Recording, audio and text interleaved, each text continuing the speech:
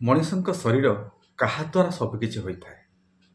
ସେ ପ୍ରତ୍ୟେକ ମଣିଷ ଚିନ୍ତା କରନ୍ତି ନିଜ ଶରୀର ପାଇଁ ସେ ନିଜେ ଦାୟୀ ବୋଲି। କାରଣ ବିଭିନ୍ନ ପ୍ରକାର କର୍ମମୟ ଜୀବନରେ ମଣିଷ ନିଜର ଶରୀରର ଯତ୍ନ ନେଇପାରେ ନାହିଁ। ତେଣୁ ତା ଶରୀରଟା କ'ଣ ହୁଏ ନା ରୋଗାଗ୍ରସ୍ତ ହୁଏ। କିନ୍ତୁ ପ୍ରକୃତରେ ଯଦି ସୂକ୍ଷ୍ମ ଦୃଷ୍ଟିରେ ଦେଖିବାକୁ ଗଲେ, ଯଦି ଆତ୍ମଚିନ୍ତନ ମାଧ୍ୟମରେ ଯଦି ମଣିଷ ନିଜର ଶରୀର ଚର୍ଚ୍ଚା କରେ ବା ଶରୀରର ମନ୍ଥନ କରେ ଯେ କାହା ଦ୍ୱାରା ପ୍ରକୃତରେ ହିଁ ମଣିଷର ଶରୀରଟା ଚାଲିଛି, ସବୁକିଛି କାହା ଦ୍ୱାରା ନିୟନ୍ତ୍ରଣ ହେଉଛି। ଶରୀର ପାଇଁ ଆବଶ୍ୟକତା ଅଛି ଭଲ ପରିବେଶ, ଭଲ ସ୍ଥାନ, ଭଲ ଖାଦ୍ୟ, ଯାହାକି ଶରୀର ସୁସ୍ଥ ରହିବା ପାଇଁ, ତାହା ସତ୍ୟ ଅଟେ। କିନ୍ତୁ ପ୍ରକୃତରେ ଯଦି ଶରୀର ବାବଦରେ ମଣିଷ ଚିନ୍ତା କରେ, ତାହେଲେ ଗୋଟିଏ ତାହାର ସୂତ୍ର ପାଇ ବସେ ଯେ ପରମାତ୍ମାଙ୍କ ଦ୍ୱାରା ମଣିଷର ଶରୀର ନିୟନ୍ତ୍ରଣ ହେଉଛି। ଗୋଟେ ଛୋଟ ଉଦାହରଣଟେ ଯଦି ଆପଣମାନେ ଜାଣି ନ ପାରିବେ ତାହା ମୁଁ ଦେଉଛି।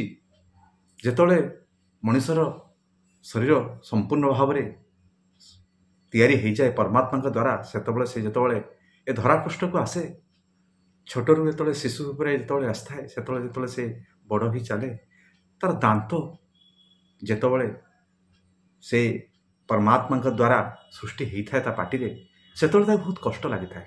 କାରଣ ଦାନ୍ତ ଉଠିଲା ବେଳେ ମଣିଷକୁ କଷ୍ଟ ଦେଇଥାଏ।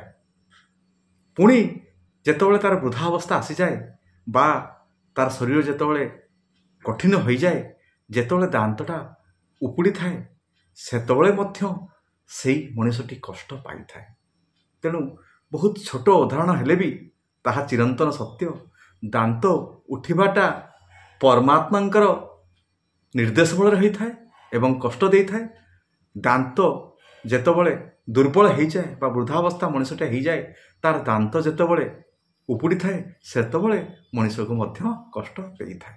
ତେଣୁ ଏ ଶରୀରର ପ୍ରତ୍ୟେକ ଜିନିଷ ପରମାତ୍ମାଙ୍କ ନିର୍ଦ୍ଦେଶରେ ହିଁ ସୃଷ୍ଟି ହୋଇଥାଏ, ତାହା ଚିରନ୍ତନ ସତ୍ୟ।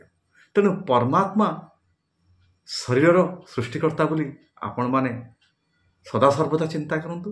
ଏ ଶରୀରକୁ ଆପଣ ସୁସ୍ଥ ରଖିବା ସହିତ, ଶରୀରର ଯତ୍ନ ନେବା ସହିତ ପରମାତ୍ମାଙ୍କୁ ସମ୍ମାନ ଦିଅନ୍ତୁ।